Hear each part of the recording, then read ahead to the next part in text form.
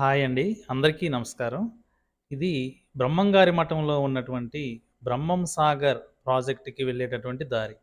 ఇక్కడి నుంచి స్ట్రెయిట్‌గా వెళ్తే బ్రహ్మం సాగర్. అదే ఇలా లెఫ్ట్ తీసుకుంటే మాత్రం ఈశ్వరీదేవి గుహలకి వెళ్ళవచ్చు. మనమందరం బ్రహ్మంగారి మఠం వెళ్తాం కానీ, చుట్టుపక్కల ప్రదేశాలని పెద్దగా పట్టించుకోము. కానీ స్వర్గీయ ఎన్టీ రామారావు గారు ఇక్కడి ప్రజల ఇబ్బందులు గమనించి ఆ బ్రహ్మంగారి సినిమా తీసేటప్పుడు 15 రోజులు ఇక్కడే ఉండవలసి వచ్చింది.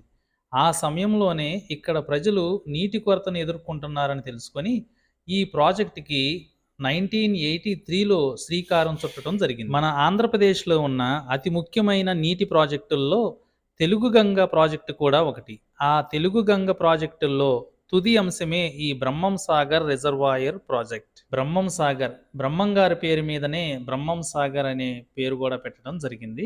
అయితే ఈ ప్రాజెక్టుని ప్రారంభించింది మాత్రం 432 కోట్ల అంచనాతో ఎన్టీ రామారావు గారు శ్రీకారం చుట్టారు.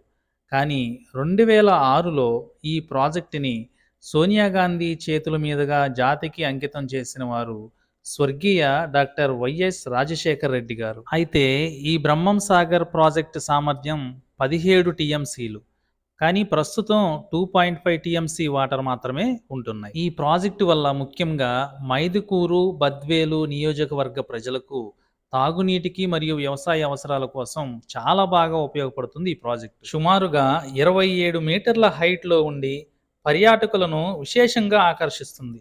స్థిరంగా ఉండే వాటర్‌లో కొన్ని బోట్స్ అవి కూడా అరేంజ్ చేశారండి టూరిజం వాళ్ళు. చాలా బావుంది. ఈ బ్రహ్మం సాగర్ ప్రాజెక్టు నీరు కృష్ణా నది నుండి మాత్రం తీసుకుంటారు. ఎలాగంటే శ్రీశైలంలో కుడి కాలువ ఉంది. ఆ కుడి కాలువ ద్వారా నీటిని ఇక్కడికి మళ్లించడం జరుగుతుంది. బ్రహ్మంగారి మఠం వచ్చినాక ఈశ్వరీదేవి గుహలకు వెళ్ళే మార్గంలోనే లెఫ్ట్ సైడ్ వెళ్తే గనక మనం ఈ ప్రాజెక్ట్‌ని చూడవచ్చు. తప్పనిసరిగా చూడండి. సో ఇదండి మనం బ్రహ్మంగారి మఠం వెళ్ళినప్పుడు తీర్థయాత్రలతో పాటు ఈ ప్రాజెక్ట్‌ని కూడా దర్శిస్తే బావుంటుందని నా ఉద్దేశం.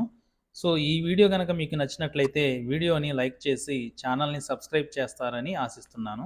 ఒక ప్రాజెక్ట్ రెడీ చేయాలంటే చాలా కష్టపడాల్సి వస్తుంది. అప్పట్లోనే 432 కోట్లంటే ఎంత ఖర్చు పెట్టి ఉంటారో ఆలోచించండి. సో ఎన్నో వ్యయ ప్రయాసలని తట్టుకొని ఇంత పెద్ద ప్రాజెక్ట్‌ని మన కోసమే నిర్మించారు కాబట్టి మనం చూడకపోతే ఇంకెవరు చూస్తారండి. వెళ్ళినప్పుడు తప్పకుండా చూడండి. ధన్యవాదాలు.